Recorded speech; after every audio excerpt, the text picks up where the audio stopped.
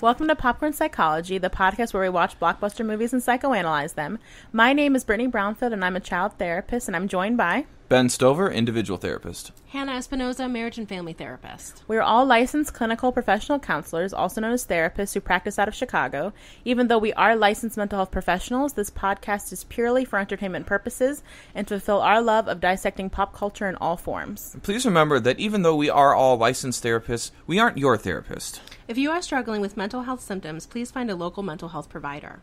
Hi, welcome to Pride Month. Today we're going to talk about The Birdcage, a classic from the 90s with Robin Williams and Nathan Lane. It follows two gay men who are in a relationship. They've been in a long-term relationship for at least, 20 years. And they are surprised when their 20-year-old son, Val, comes home, says that he is marrying a girl who is in the family of a Republican senator. And Val asks his fathers to basically hide who they are in order to please the parents of his fiance so that they can get married. So today we're going to be talking about the theme of authenticity or security, identity. I'm going to be exploring that through the themes of all these characters and their relations with each other as we see it manifest within this movie. So I think right away this movie opens up with a pretty hilarious scene, in my opinion, of Albert, the Nathan Lane character, I guess, throwing a fit is how I would put it, and needing a lot of validation before he comes on stage because he is the lead drag performer at Armand, his husband's, I'll say his partner's club. And I think, so right away, I think we see the theme of security come up in a sense that right away with Albert, we see that he is someone who needs a lot of validation from his partner in order to feel secure within their relationship. Yeah, we do. And I feel like in some way that it's maybe just in terms of the way that a performer might act, in terms of being needed to be praised before they can go on, like every single time before they go on, versus just knowing that they're do a really good job and that they're really good at it. So I feel like right away we kind of can see the dynamic between Armand and Albert, and it just in terms of the way that Armand kind of seems like kind of annoyed, but also not surprised either about what is going on, just kind of in general. So I feel like right away we get kind of the sense of what the relationship is like, but also how they're both indifferent, both seem comfortable with their identities at that point in the beginning of the movie before we have to see them kind of pretend to be other people. Mm-hmm. No, they have a definite dynamic of chaos, which is something you do see in relationships where there's one where there is an understood element of just a level of drama that personally for me, I would not be able to sustain within a relationship and would be a deal breaker, I think, for quite a lot of people. But with them, you can see that it is, like you were saying, Armand, and through the course of the movie, even Val as well, their son, you can see they have, it's almost like the boy who cried wolf. They have such a flat reaction to Albert being really over the top. And I think what's a shame about that is later in the movie, when it seems like Albert's really trying to be vulnerable and honest about how he's feeling about what Val's asking of them to pretend, they still are kind of looking at him like, oh, come on, which was kind of actually hard to see. But it makes sense if there's this dynamic already with Albert where he is always doing the most. And I think that is what's hard when we work with people who, for lack of a better term, edge toward the dramatic, is then it is really hard for the people in their life to take them seriously when they need to be taken seriously. Because it's a lot. I mean, and I think Armand seems fine with dealing with it, but it is a lot of energy to put into someone and to take from somebody. Yeah. And I feel like one of the most, the scene where we see Albert feel or appear to be most like themselves is when he is walking through the market in the morning after Val comes, gets up and like goes and like everybody knows who he is and they check in with him and he seems very at peace in that setting. I feel like that's one of the times where we really see maybe a more natural state that Albert is maybe normally in when they're not performing. Or whatever. So I really, and that part is so, I think that part is also so sweet just because of the community that they live in and how much it just feels like a community in the movie so much. But so I feel like one of the things that is so hard to see is that part where Val and Armand are frustrated with Albert about being upset about having to pretend or about being, put to the side, where Christine Baranski is, preferred to portray the mother, even though she's never had anything to do with Val at all. Like they'd never even met each other. I guess he met her when he came out of her vagina, but yes, I don't think they'd met since then. But I think, Ben, you made a great point before we started recording that Albert's character seems both very secure in here's one thing I want to say, I guess, before at the top is in the movie, they use different pronouns for Albert. So I'm going to use they because they also use she, her pronouns. And I think he, him pronouns, but I'll just use they because I'm not sure if that's a specific thing, but for Albert. But that what you were saying, Ben, is that Albert's very secure in their identity and personality. And yet all the stuff that comes out of their mouth is very insecure. Like, you think I'm too fat. I've put on weight. You don't love me anymore. There's another man. I know it. And it is an interesting dynamic to think about of someone, because you're right. Someone who knows who they are and yet seems to be constantly undermining it almost.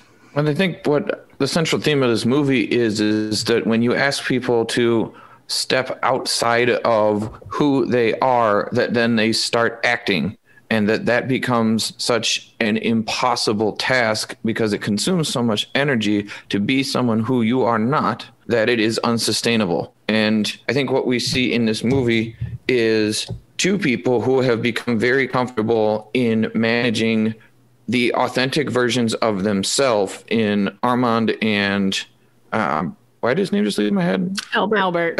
And Armand and Albert, who are very comfortable at managing each other's quirks and goofiness and silliness and insecurities and challenges, so much so that it's just accepted, and that they can both be very comfortable being exactly who they are. And the challenge in the movie comes in when they're being asked to be a different person. And even though Albert is very insecure and needs a lot of validation, he is still very much comfortable in being exactly who he is. He has accepted his flaws and learned to work around them and with them and manage them, but he's still secure in that. He knows who he is. And I think the central theme of the movie is we see Albert and Armand spending so much time, they operate trying to teach Albert how to walk like a straight man. Yeah. I love the impression of Albert that Albert does of John, what is his name? John Wayne? John Wayne, of John Wayne, of how good it actually was. And then how he's just like, yeah, but that is spot on. But also I did not realize that that's how John Wayne walks. But I thought that was some positive reinforcement. I don't think I thought that. I think he was going, okay, how do we show him that we believe in him and use positive reinforcement in order to get a good performance out of him? Because when managing performers is definitely something I've had to do in my life because I am one and I understand their mentality. And the thing that needs to be there for performers is you have to always be giving positive feedback. If you criticize them, they shut down, especially the more diva types like Albert is. Albert is absolutely a prima donna diva. He is the main attraction. He is the closer of the night. He's the headliner. So in order he's on the name, like the name of the building pretty much. Right. And in order to earn that spot, you have to think about what he had to go through and how many just awful, empty stages they performed on before earning that spot. Mm-hmm. And when you think about like the validation needed to maintain that yes, you're still the best. Yes, everyone still comes to see you. It's still your show. Mm-hmm. It implants a massive degree of anxiety because of the instability in that performing arts world. You are on top until you are nothing.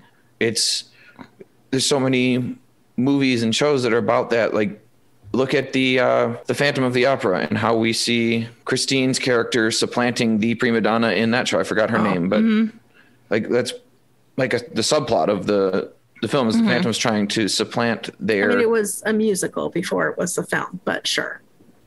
We're talking about it was a film before it was a musical. The film came out in the 30s. Just yeah.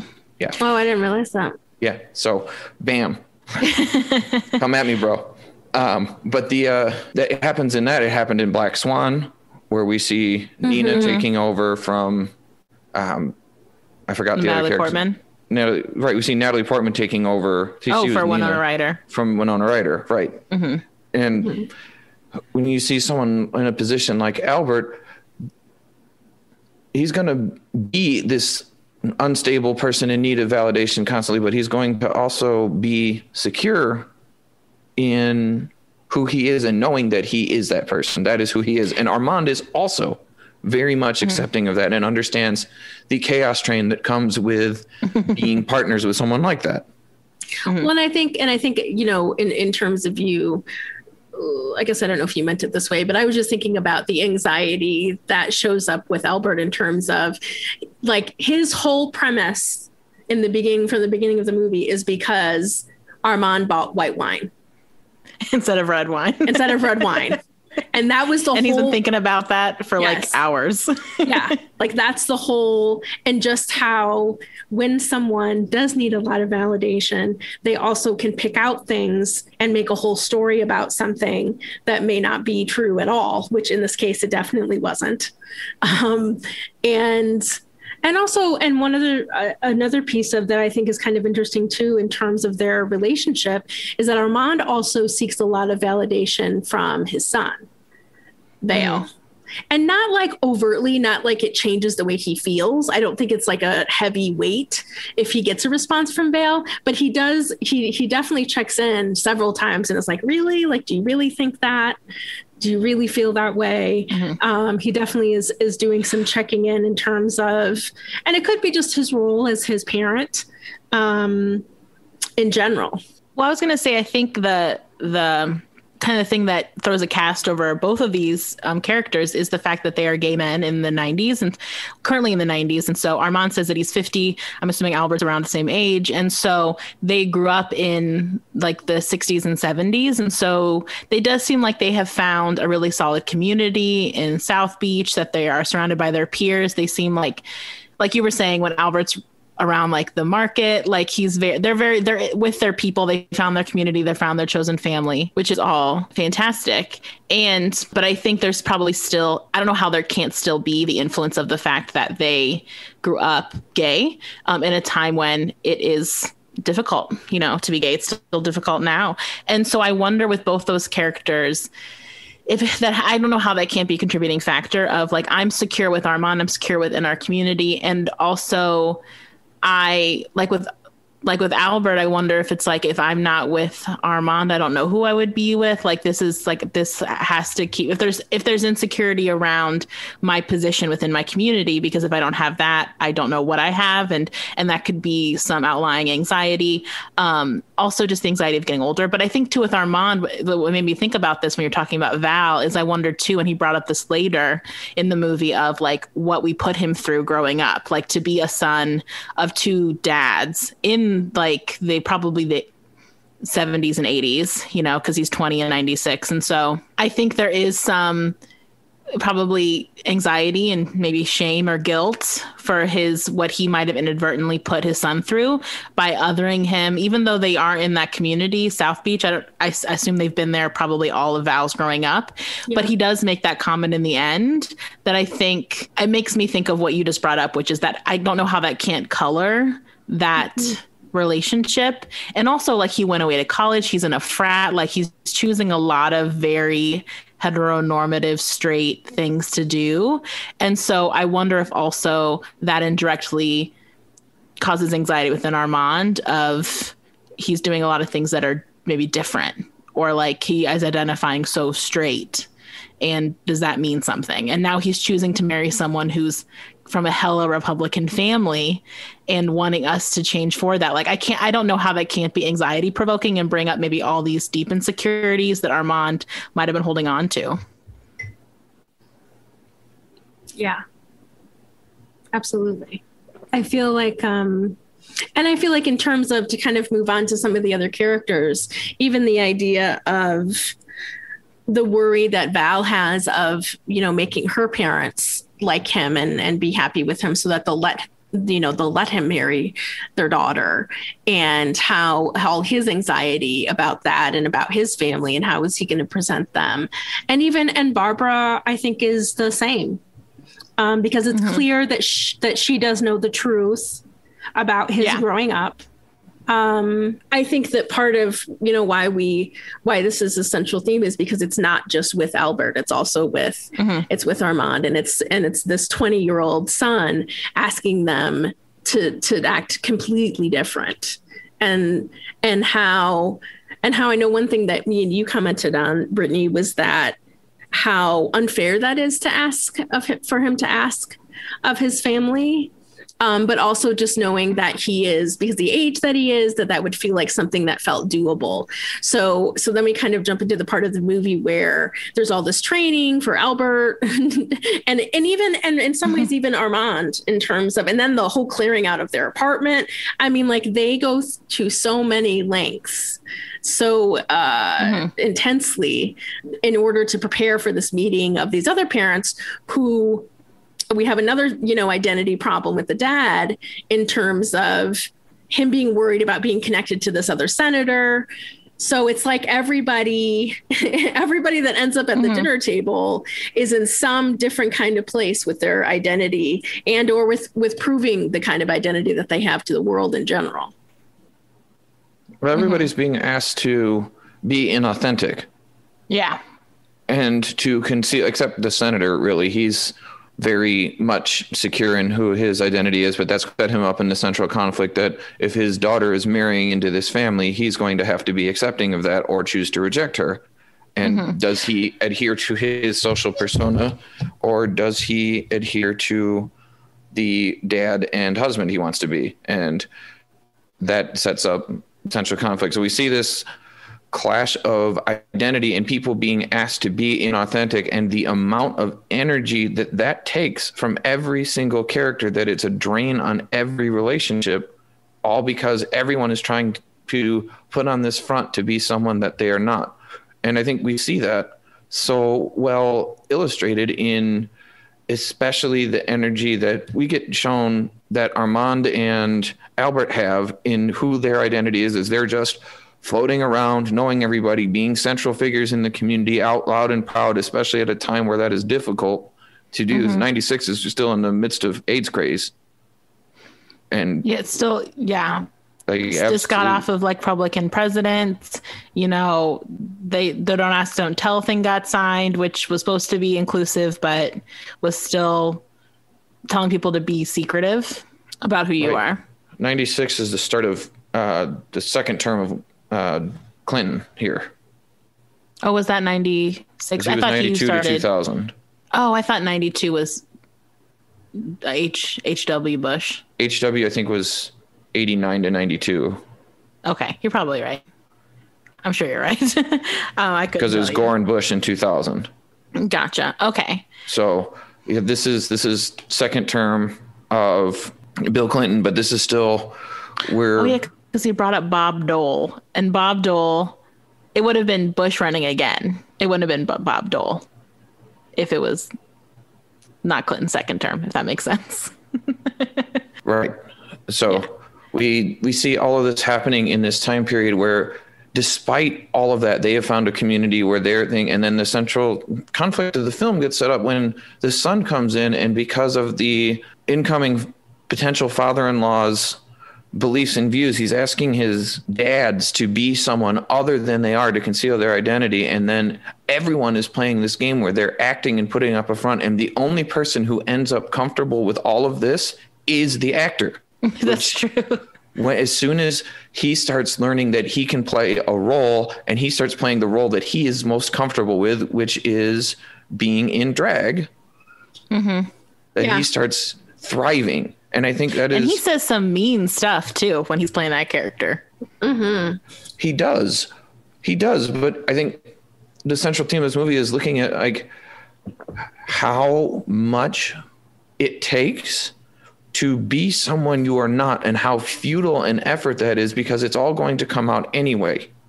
And you eventually are going to revert back to exactly who you are.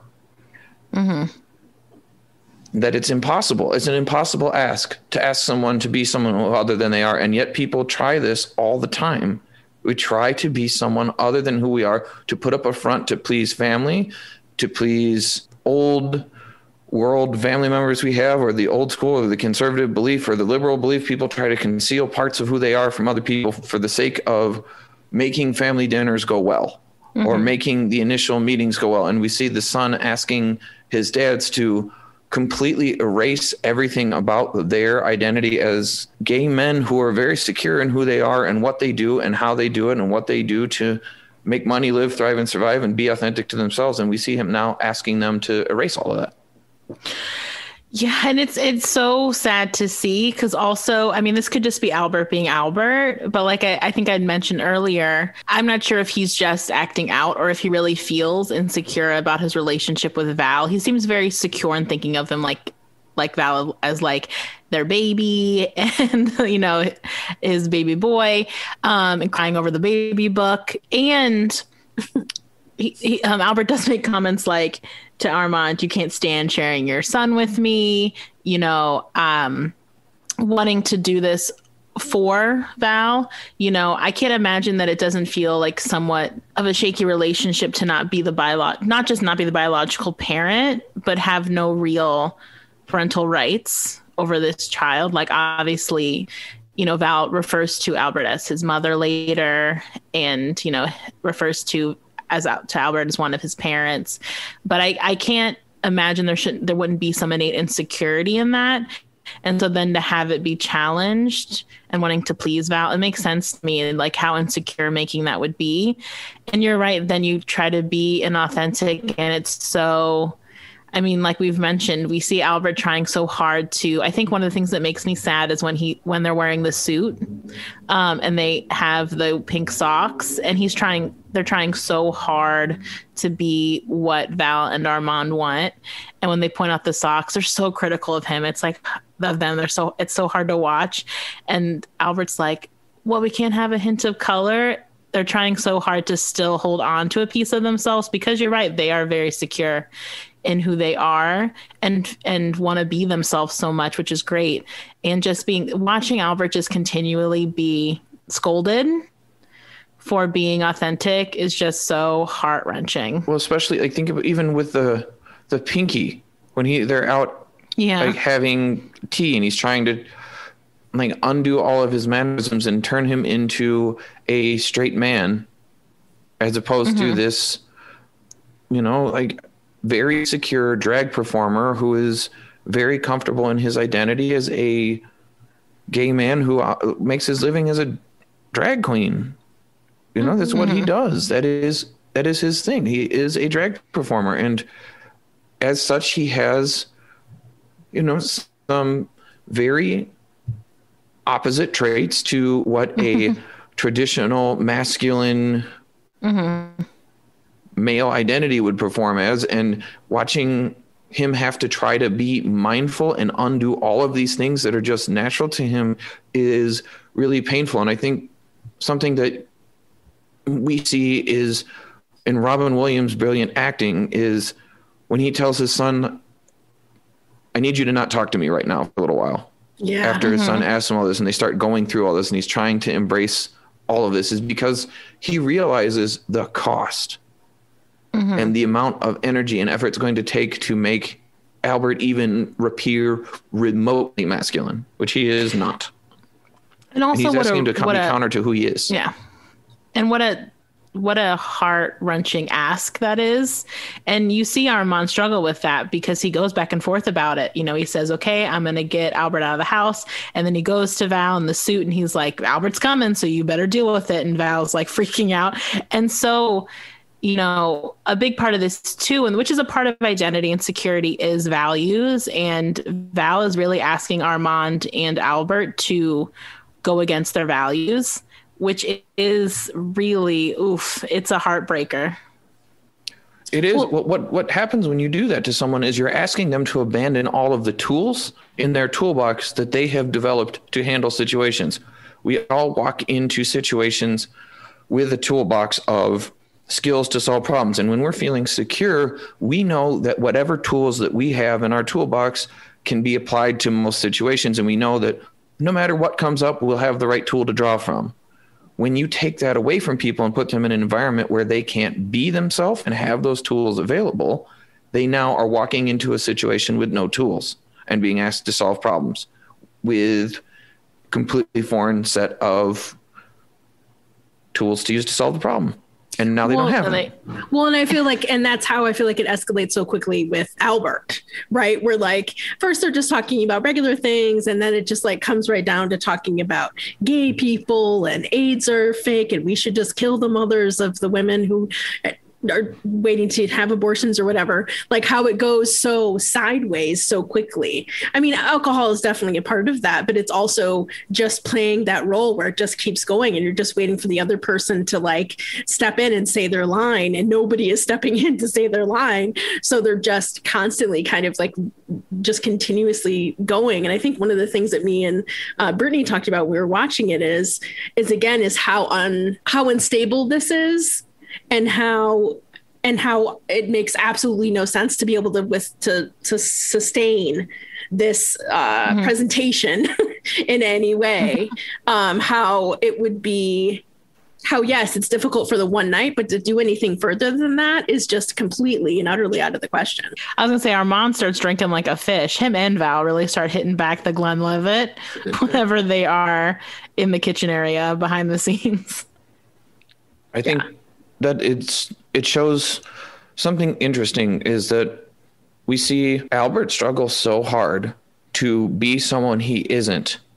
And he's using all these tools that are foreign to him at first, of like, how do you be straight? How do you act masculine? How do you walk without a little bit of a wiggle to it? How do you, not wear heels? I thought that was really funny, of like seeing him wearing these like heeled clogs and trying to walk like a straight man who would probably never wear heeled clogs in his life. Watching him do that. And then you see the turn come when everyone else is so uncomfortable. But as soon as Albert gets in drag again and starts playing the role of the mother, he is all of a sudden back using all of the tools he is familiar with, because he is very comfortable portraying that role. And then he can just tap into the collective unconscious and play the role of conservative woman who would have all these opinions that he's heard his whole life. And then he can just echo them because he's playing a role and putting on a show he is familiar with. And everyone else are the ones that can't, because they're not being who they are. And also, I think it gives him the opportunity to troll this guy who's come into his home and is everything that against what he stands for. Like, because that is kind of what he starts to do. He starts to like actively troll Gene Hackman's character at dinner. But Gene Hackman doesn't realize he's being trolled because he's so up his own ass. I wonder if he was even trolling or if he was just so caught up in it that he was just having fun like saying that stuff. It could be both. It definitely felt cathartic on some level because there was a point with the dinner scene when it started to verge towards like aggressive. There is a part where I think Armand like tugs Albert away from the table. Something happens where it definitely starts to turn a corner. You're like, oh no, it's not an act for very much longer. It's going to start being a fight. Right. And then, cinematically, then the wig starts coming off and you can like see that the wheels are coming off of the character, and he's getting so involved that it's starting to no longer be an act. Yeah, maybe I didn't interpret it as trolling, but maybe you're right. Maybe that. And as the more he starts doing that, because the more he gets into that role, the more his actual like antagonism of the situation comes out. And then he's getting comfortable with that, and so much so that he's leaking out of character and becoming more of just himself. Mm-hmm. But I think it's just such a fascinating study in that we see as we walk through the plot of this movie, they start out, they're really uncomfortable and they're worried about Albert blowing everything. Mm-hmm. And they go through all this stuff to try to like get him completely out of the picture. But then he is the one who ends up being the most comfortable, the most authentic, and winning the night. And the senator latches on to him the most because he is using tools he's most familiar with. And we see Armand sweating and being so uncomfortable and not knowing what to do with himself. And Robin Williams just sweats anyway, so I'm sure they just let him be in air conditioning. I think you're right. Robin, you're fine. But he's like going in the kitchen, he's yelling, he's falling down, like he is decomposing like throughout the evening. Well, and just how him and Val are actually acting very similar in terms of their anxiety and their worry, but they are the ones who are falling apart. Like they can't deal with what is happening because they're all, like you said, Ben, all their focus was worried about Albert. And then it's like, oh no. And now we also have to act like this isn't a big deal or whatever. And they couldn't really do it. And even just like not knowing whether or not their houseboy could cook. And just didn't even think about that. That's not what we're worried about. We're all only worried about Albert. And I think it's a point you brought up earlier, Ben, which is that when you aren't yourself, you lose all of your tools. And so I think that is also the part with Armand and Val is that they can't even make small talk because they've stripped themselves so entirely of their background and identity that they have nothing to talk about. And even the small things that they try to talk about because they've sort of made up for this identity, like even their last name just becomes like a hot mess. And so you're right. If you don't lean into who you are, unless you're like a spy who's really good at like creating a whole narrative that you can lean on into, you can't keep that up, and it's just gonna come out in this mess that comes out. And I think you're right. Albert finds his pocket. They find their pocket with the drag, and Armand and Val don't have that because they're trying to be. I think they're the most trying to be some version of themselves, but because it's creating so much dissonance for them. Because I think they both thought, because of the two, Armand is more masculine presenting. You know, he can probably quote unquote get away with acting straight if he wanted to on a regular basis. Like he's just hairier, is more masculine. He carries himself more masculinely. He's quote unquote teaching Albert how to act straight. He also had a very brief affair with Val's mom. You know, he must have came off somewhat straight to her because she seduced him. And so I bet my assumption is Armand and Val felt like they could pull this, like might be easy. Yeah. Because they have had the privilege, the straight privilege, pretty much straight passing privilege, straight privilege with Val, and realizing that it's not as simple as that. You know, your whole narrative, your whole background, your identity is this community you're a part of, and how that also is your family. And so you can't just act straight and be straight. There's a whole part of who you are.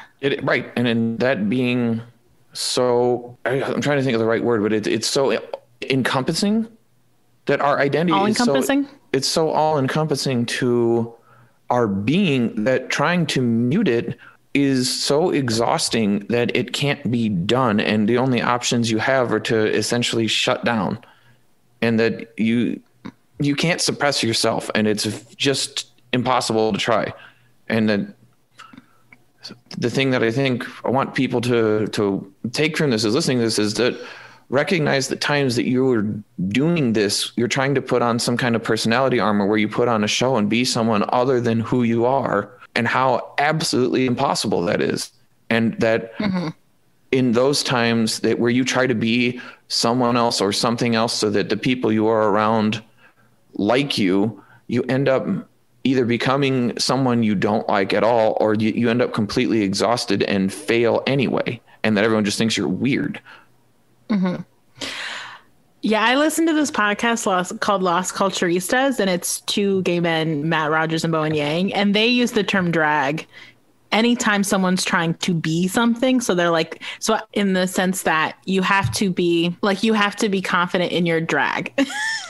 And Albert, like his drag for him is all encompassing, so he's confident in his drag. I hope I'm using this term correctly. And Val and Armand like are they're doing drag, but they're doing drag horribly because drag isn't all encompassing for them like it is for Albert. And I would also say, if we can shift to the opposing family, Gene Hackman's family, they're like his issue is that he was attaching himself, I think, his like the election ticket he was on, party ticket, whatever, was with this guy Jackson, who was putting on, morality drag. And then he got found out because he was actually having affairs with African-American. He was being a rapist with a teenage sex worker. And so correct. The problem with that is there's also fake inauthenticity going on there. Whereas Gene Hackman's character, what is his Kevin? That doesn't feel like it matches. Kevin Keeley in the 90s are babies. They're not 60-year-old men. That kept giving me like a weird fuzziness in my brain whenever he was called Kevin, because I'm thinking Kevin McAllister. Yeah. But they're trying to put on this show of like, we are good moral people. I attach myself to someone who I thought was a good moral character. And so they're in the same situation where they are actively trying to be a certain identity, which maybe isn't super authentic to them. Because even though they come off as seeming like, this is who we are, this is what we want to be, like at the very end, his wife starts crying because she's like, I want someone to like me best. So it makes me wonder, is she also putting on an act and an authentic act to please her partner and the role that they are in? So also I think she is really insecure in her identity because she's trying to be somebody else, or she's trying to be a version of herself because they have such strict expectations. Like you hear them talking about how they really like that Val's mom, quote unquote, is a good housewife and that they have good values, and they have such stringent expectations of like what you're supposed to be like, that there is no room for being authentic because you're trying to fit yourself into a category of person, into a stereotype of a person. And that in itself is going to snap in some regards. Correct. And it always does. That's the conservative narrative, right? To fit into this model of perfection and do things the way that they should be done. And everyone should do things the way that they should be done. And if everyone just did that, then the world would be perfect. But the problem with that narrative is the world isn't perfect, and neither are people, and they can never be any of those things that they're expected to be and maintain those fronts. And they waste all of their energy being this inauthentic thing and putting forth this outward front to be this idealized version of whatever the modern puritanical values are. And we so often see that crumble because of the energy it takes to put that up, that you can't be authentic to who you are. And we see that in the subtext of this with this other senator who was doing completely the opposite, because that's probably who he was. That having like interests like that where he wasn't able to act on any of his normal impulses, so that he then moved towards the extreme in secret because that's all he could do. Mm-hmm. Yeah. And which we see is, that so that often. We see it in real life. Yes, I was going to say the same thing. We see that in real life all the time. Mm-hmm. Like if you look up when Pornhub releases their data, and it is so fascinating. When you look that up, I did it in a class once. Like you could see like the statistics on who's looking at what from where, and most of the gay-oriented porn is accessed from people in the southern states. Not a surprise. Mm-hmm. Yeah, shit. It's because you have to go. We see it in this movie with like Armand and Val when they're putting on straight drag, which is they got to try to go so far the other direction, to hide who you really are, that you fucking are bananas. Like you just like fall apart. And I think you also can see that sort of like cognitive dissonance when Gene Hackman is told repeatedly that Albert is not a woman by his wife. I think his wife says it 4 times. And he's like, no, because I liked you. And so it's that thing of that stringency of good people only are like this. I can only like good people. If I like you, then you can't be a gay man, because that gives me too much cognitive dissonance that I literally cannot compute the actual facts I'm seeing and hearing with my own eyes and ears. And it was a good example of kind of more outlandish cognitive dissonance, but it doesn't surprise me that I like that they took that angle. Instead of him getting angry, he got really confused.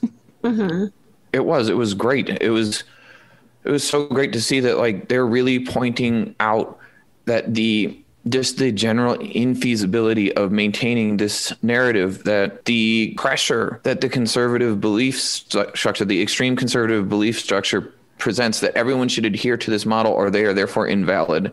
And we can't let ourselves fall and be invalid in that. And that pressure is so intense that people either conform or are rejected. And that is so intense that in marrying into this family, this Val is put in a position where he has to ask his family to present differently than who they are in order to be accepted provisionally, so he can marry who he wants, even though she doesn't adhere to that her family is so oppressive with their expectations that you either conform or you're cast out. And then you run into some existential problems where we are tribal creatures and we view being cast out as a threat to survival, and therefore on a base human level avoid that at all costs.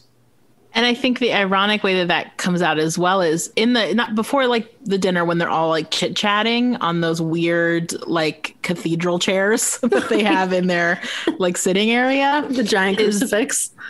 Is that because they think that Armand and Val are acting so weird because they think that they are judging them based on the scandal with the Senator Jackson. And so it is that ironic thing where everyone is projecting their insecurities on each other based on what they think they're supposed to be like, and how, because they have typecast themselves, that there is no room to like make mistakes or to not be a certain way, and that you have to be appropriate and acceptable, and how trepidatious that is, like how vulnerable that is, that everyone in that room is feeling insecure for totally different reasons, and so up their own butts with their own security that they're like projecting their own stuff on each other and not even reading the room correctly from each other. And it's just like I think you'd mentioned before, one of you, the energy that all that takes, that if they all just kind of let down their guard,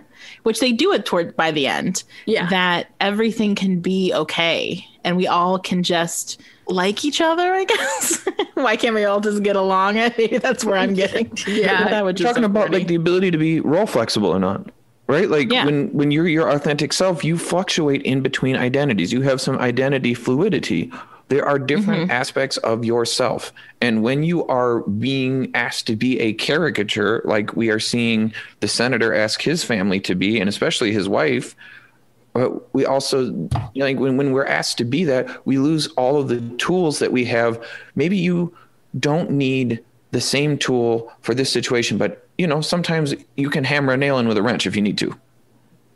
And we see people lose the ability to put on different hats and be different versions of themselves, to use a different angle to solve problems that they are presented with socially. And when you take that away from someone and force them to constrain to only this certain acceptable parameters of a definition of what a person can be, you take away all of their ability to improvise through situations using the various tools that make sense to them and the way that makes sense to them, and have to define problem solving only in the context of the acceptable box that someone has put them in. And they lose their ability to flex through roles and identities to come up with different ways to solve problems. And when you take that away from people, they get anxious.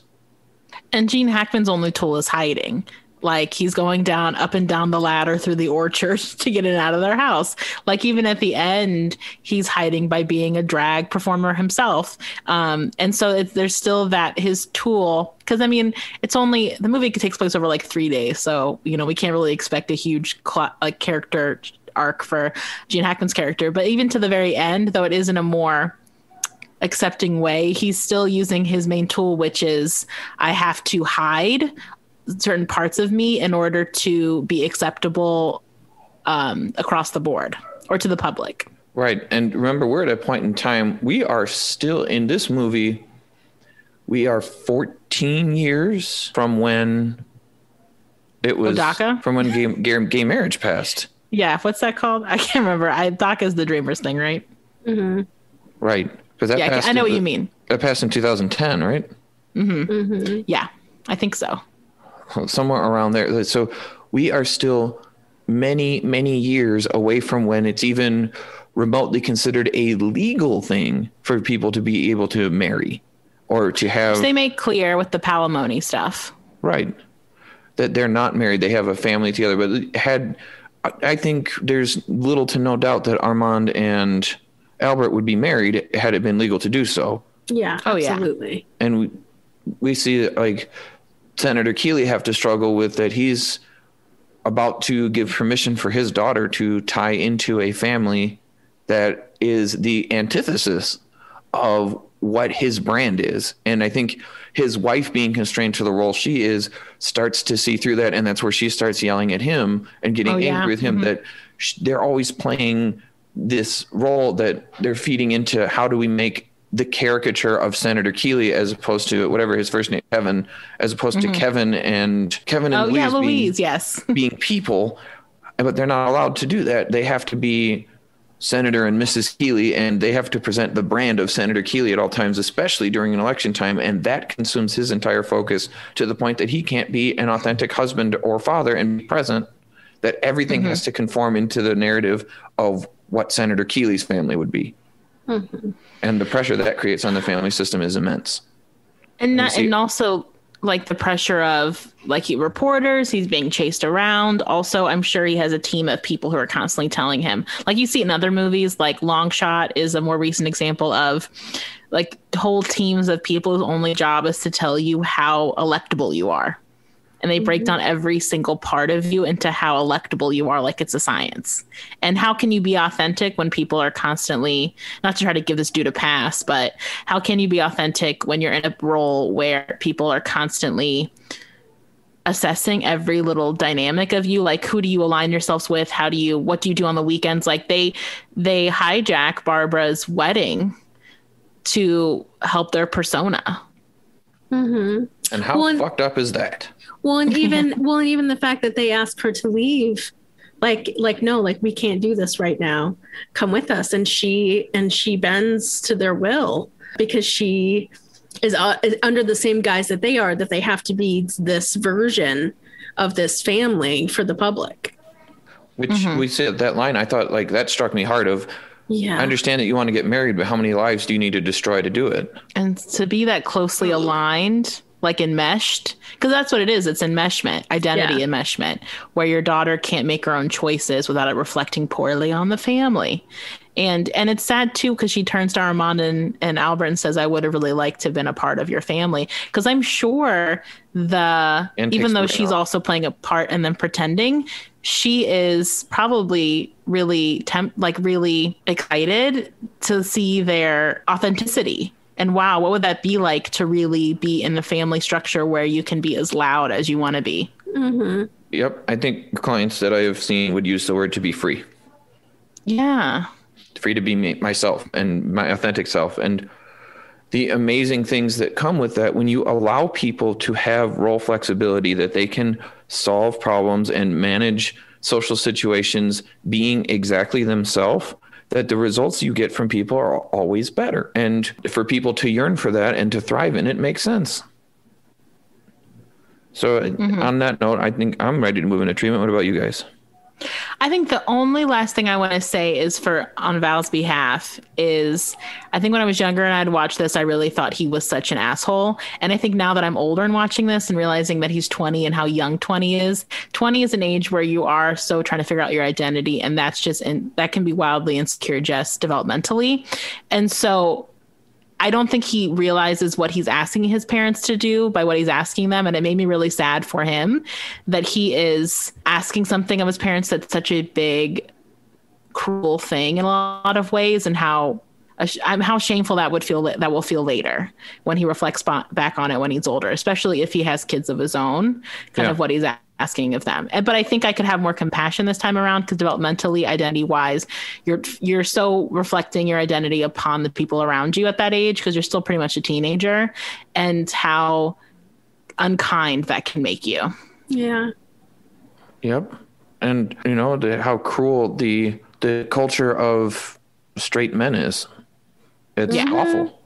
It's awful. And like the way men are socialized is that you have to be this version of yourself in order to fit in with the tribe, and that you have to conform those around you in order to be able to join the in-group, especially in the 90s. Like, as we watch all these movies from the 90s, you realize how fucked up the world was then. It still is now, but the world has come a long way from where it was. But you see this over and over in the way men are socialized. I read an article in grad school about homophobia being not the fear of men who love other men, but being the fear of being cast out by other men. And I think that putting that into perspective with Val and what he's going through, and that in trying to assimilate into all of these cultures outside of his parents' world and club, is that the world that they've carved out for themselves does not in any way represent the world that he is stepping into and trying to find himself in, and that him trying to mold himself must be part of his narrative that is very sad, that he has to deal with that he has to change so much about himself to be accepted, is definitely going to be normal for him to go through. So you're right. He probably wouldn't be seeing that as weird because he's doing that himself in every aspect of his life. Yeah. So with treatment, I don't know. Part of me feels inclined to work with Gene Hackman's character after all this, which is kind of a weird choice. Because I guess it also depends on the fallout of all this. Like, do they ever find out that he's like where he's changing? So I think, I don't know, for him, it is a lot of values work, which I know I talked about with the recent Luke Skywalker Star Wars episode. What kind of person are you really? Kind of what's more important, your relationships or this career you have, or, the values you want to be aligned with. And so I think with him, I think he needs a lot of talk therapy. I think so you can tell he's someone who maybe needs to process things out loud. And so with him, I think it would be a lot of talk therapy. I think he would need a lot of psychoeducation. Like if Barbara does end up marrying Val, which I think they imply, I think he will need a lot of psychoeducation around sexuality, identity, gay culture. There's a lot of good resources with that. The Gender Unicorn is a really good basic thing that you can actually show children that explains the difference between gender identity, gender expression, sexual orientation, that kind of thing. And so I think my hope would be is that if he is now maybe it's more bonded towards Val's family, that he's more trying to learn that stuff. So I think he would need a lot of because when I work with families where someone in their life has come out or is a different gender identity or sexual orientation than they were used to, it is just it's a lot of psychoeducation. It's a lot of being present with them as they're kind of computing, like actively computing and processing this information. So I think with him, my inclination with him is that he's going to need a lot of processing out loud, and for me as a therapist in that role, he'll probably say some things that I don't agree with. He'll definitely say some things that I don't agree with. And I've definitely worked with families where they say things I don't agree with. And so it's trying to always hold empathy, like unconditional positive regard, as Carl Rogers would say, for your client. And I think that's okay to do as long as your client isn't actively harming someone. And you can still kind of gently challenge them. Like, I hear what you're saying. It sounds, you know, if they say something really outrageous, like, you kind of have to, sometimes you do have to hold your ground and be like, you know, I don't agree with that position. And let's talk about why it feels important to say that. And so sometimes it's almost like grief counseling. You really have to be present with like the things that comes out of their mouth and try to see them on the other side of it and realize it's going to be a work in progress, and just try to also give as much gentle psychoeducation as you can of, you know, well, that's actually what this means. And, you know, how do you feel? How does it feel to know that information? And do you like, why are you coming to me to want to learn this information too? And so I think he'll just need a lot of processing if he allows it. He also, I could see him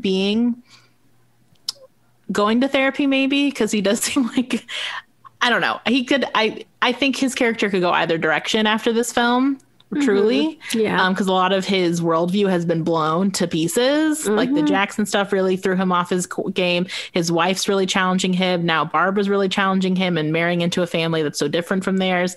And so I think maybe he would go to therapy, and your role as a therapist might be more psychoeducational and process oriented, which is just, process is the fancy therapy word for just talking things out and letting people kind of just talk it out. So that's what my thought is. Yeah, I can see that. I can also see him, most likely, my guess would be he leans into that family and going, you guys are okay, but this is still wrong, in his public persona. And like, you know, like that, Yeah. There's people who are like, well, I know a gay person and they're fine, but being gay is still wrong. Yeah, like the love the sin, hate the sin, love the sinner kind of bullshit. I think that's what would happen. But I would hope that it would be the other way, like you're guessing. I would really hope it would be that. But that's inconsistent with his brand, so I bet no. Yeah, I feel like it would be a pretty big fucking ask for him to all of a sudden be curious and wanting to explore and understand someone's life who isn't like his. I think maybe it would happen if everything came out and his senatorial political career just like dive bombed, and he was just like, and there was no chance to redeem that. All right, Hannah, you want to go next? You want me to? You can go next. Okay. This is really a family therapy thing, so this is probably your jam anyway. I think I would choose Val. Being able to work with him on being able to take down some of the barriers he has between who he wants to be and who his family is, and being able to accept them for who they are while accepting what that makes him and who that makes him, and how to come to terms with that in a world that is going to be openly hostile to who he is at his core, and that him having to lean into putting this persona on or not talking about his family and not bringing it in, which is where I'm assuming he's at based on how readily this solution comes to him and how easily this ask of his parents come to him, and how it appears that he hasn't been home a whole lot.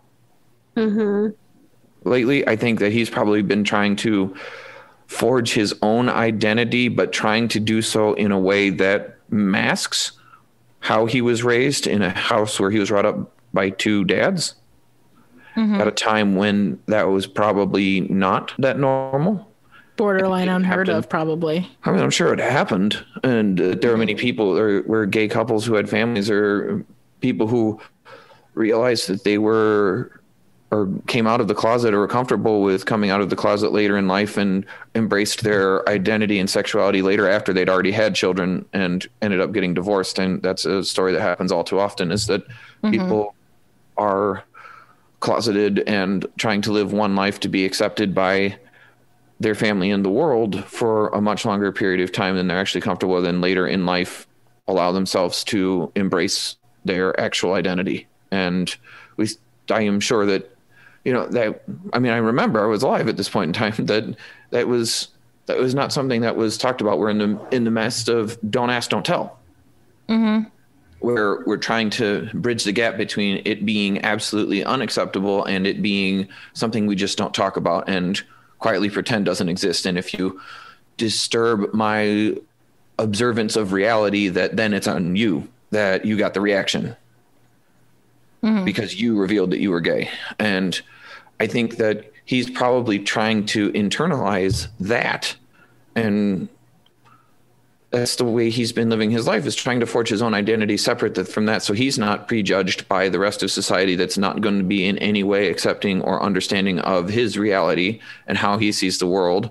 And that's probably really difficult for him. And if anybody in this whole system needs therapy, it's probably him. I don't think that Armand particularly needs therapy. And I don't think that Albert probably needs therapy all that much. He could benefit from some coping skills that aren't ridiculous dramatics, but he's got his little aspirins with the E, like, taken the off. A scratched off.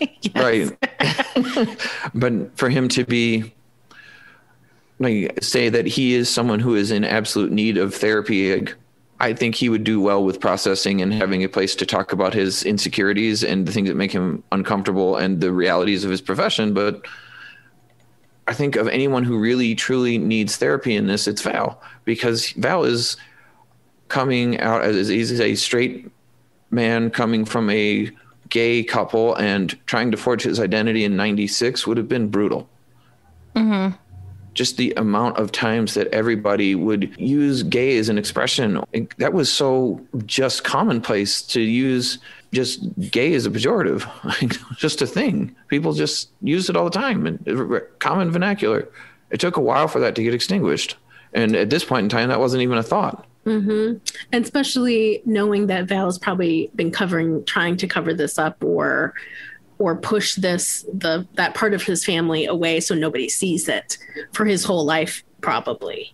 Well, and honestly, and some of it could, and as you're talking about this, I feel like some of it could even have come from Albert and Armand saying, we know that this is something that could be hard for you. We know that people might say shitty stuff to you because it's so hostile in terms of the gay community. So I think that it also is something that maybe, and again, this is all, I'm making huge assumptions, but that might even be something that they kind of said, like, what did you feel comfortable telling people? And or that might be a better option. Mm-hmm. Because it will be safer for you.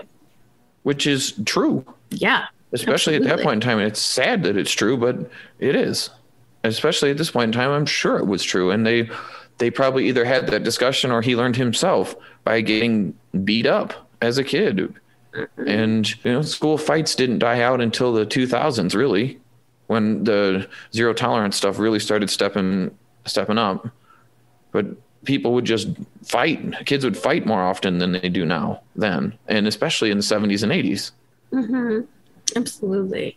So I think Val would be my target, and working with him on having some identity conversations and learning to focus on how he finds an acceptance of exactly who he is and not finding a need to hide that so often, and to learn that if people can't accept for you for who you are, including who your family is, including yourself, that they may not be people that you need to have in your life.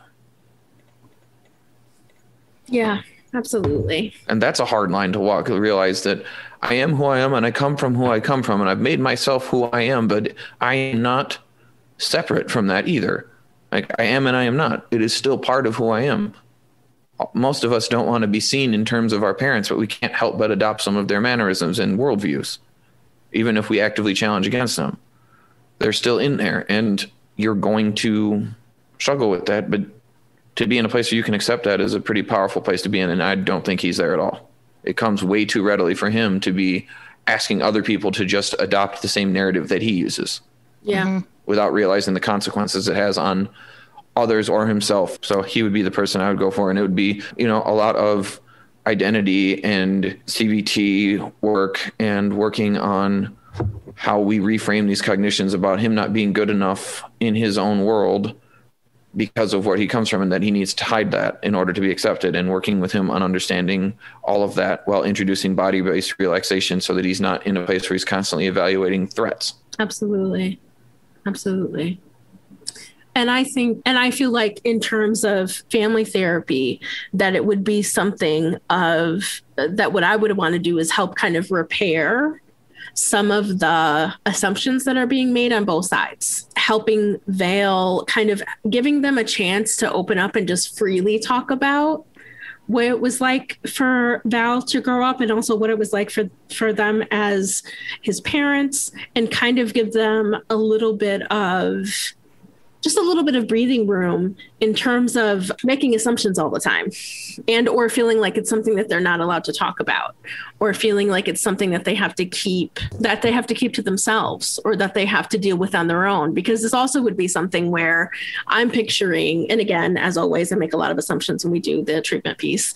I'm imagining that Vale may also not want to tell them all the different things that he's had to do for himself in order to be okay, and what he thinks is being okay in terms of his own identity. Like, he wouldn't want to be like, hey, yeah, so just so you know, when Brian calls, just say that you're my dad, no matter who answers the phone. Like that, like they know that mom, like I just told them that I have a mom, but that she's always at work or something. Mm-hmm. Like how he would feel bad. He would feel shamed. He would feel shame because he would have to tell them that he has to hide that. And how even that would be a part of his work, probably been with you. And then being able to bring that into family therapy to kind of help connect all the different pieces of what they're worried about and how it all connects in terms of everybody being worried about stuff and not just getting a chance to kind of talk about it openly in a setting that feels safe and comfortable, which is sometimes family therapy can be a lot of different things. But one of the things it can absolutely be is a place where all of the shit that you keep to yourself, you can have a place where you can talk about that. And I think in terms of them coming to me as a family, that I would probably see Albert and Armand together once. And then I would see Vale, and I'd be like, okay, and kind of like check in and see what they're interested in. Like, okay, so like, we're going to do a family session. And these are kind of some of the things that we're going to talk about. How do you feel about that? Do you feel like that's comfortable? Even just to get the ball rolling. A lot of times when especially when I work with teenagers, I'll kind of say, look, I really feel like some of this would be more helpful if we talk to your parents about it. But how do you feel about that? And does that feel like something that you feel comfortable saying, and or what can I do to support you when we are in family therapy together? So this would definitely be something that I think would help. And I think that it would only be appropriate after Val had done some individual work.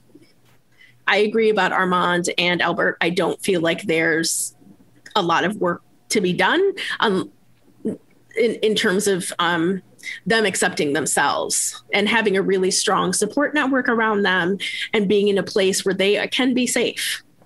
And they seem to understand each other and have a good dynamic in their relationship. Yeah. They've accepted each other's quirks and don't try to change each other, don't push each other into different directions. Armand just accepts and has a toolbox to manage when Albert goes bananas and manages him, and then does the director thing, coaches him up, but gives him his positive feedback, gives him the little ego treat, and then he goes off and thrives. And he just accepts that that's going to happen and is prepared for it, rather than fights with him to be someone he's not. Yeah.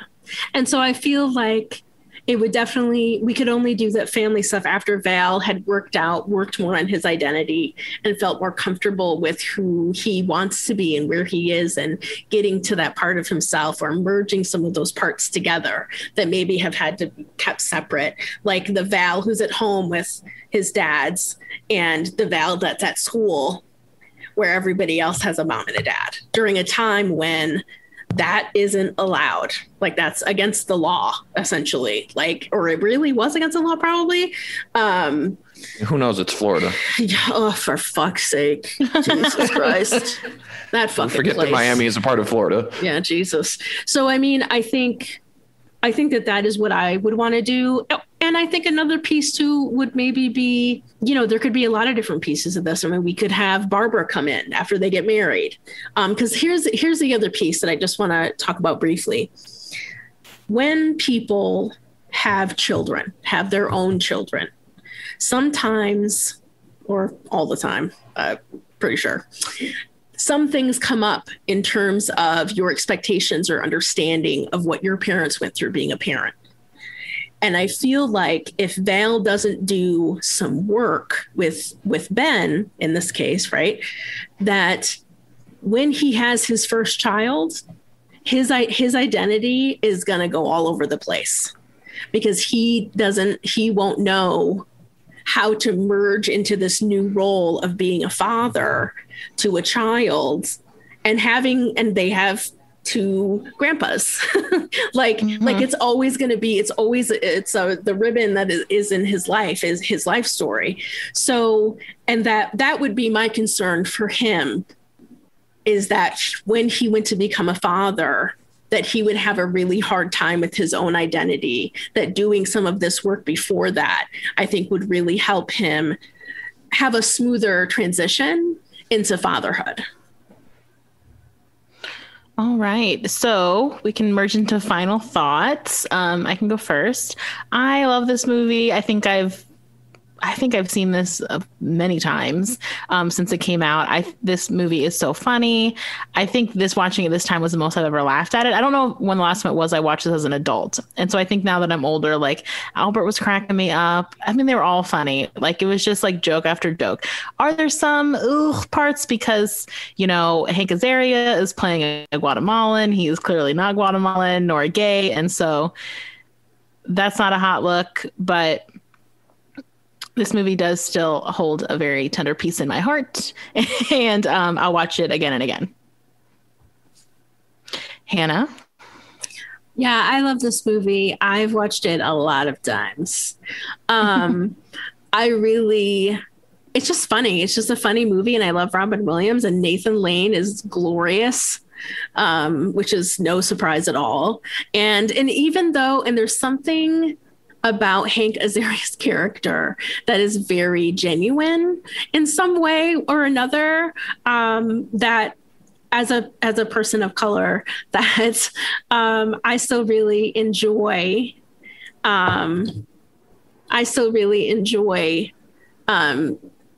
his character. So I love this movie. I watched it 1,000 times. And I'm really glad that we get to do it for the podcast. Mm-hmm. Okay, so I'll go. I have a little visitor here who may talk, so my daughter may make her first appearance today. But I am, I really enjoyed this movie. I think it was such a funny look at how we have to embrace our true identity, and that the funniest thing that happened in the whole movie was that the person who was the least secure had to embrace the role of being a drag queen in order to get out of the situation when they put Gene Hackman in drag in order to have him escape. I think was the funniest thing, that he had to abandon all his values and be embracing of some role flexibility, that he could even put on drag and play a drag queen or be a woman. And then that was the only way he had out of this situation that he basically created for himself by creating so much pressure on his entire family unit, that after making everyone else so uncomfortable, he had to be the most uncomfortable of everyone at the end in order to succeed. And I thought that was a absolutely glorious ending. And this movie is really funny, and it made me miss Robin Williams and his brilliance so much. I loved Robin Williams' movies and his comedy, and just his general performances so much. And this made me realize how much I need to go back and watch some more of his movies, because the man was brilliant, and Nathan Lane is brilliant, and everything he does is brilliant. And I think that this movie is one that will stand the test of time as a great look into what the world was. Yeah, other than like the casting of Hank Azaria, which I don't think would happen nowadays, it holds up. He's Spanish. He's Greek. He's Spanish and Jewish. Oh, no, okay. He's Greek and Jewish. According to Wikipedia, I couldn't find that. But listeners, expelled from Spain. So listeners, if you want to correct us, we are open. You can find us at Popcorn Psychology on Facebook and Instagram. You can email us at popcornpsychology@gmail.com. We're on Twitter at popcorn_psych. We also are very horrible at plugging our Patreon. We have a Patreon if you would like to support us on Patreon. Just look up Popcorn Psychology Patreon. And it's public. We have merch at TeePublic, and we give out, cool benefits if you are one of our patrons. And yeah, so we would love if you could support us. You can also support us for free by going to Apple Podcasts or wherever you listen to podcasts and rating us and reviewing us and subscribing. It's the best way for other people to find us, and it's the most helpful you can be, other than just giving us, straight up cash. So happy Pride, and thank you all for listening. See you next time. Say bye-bye, Ava.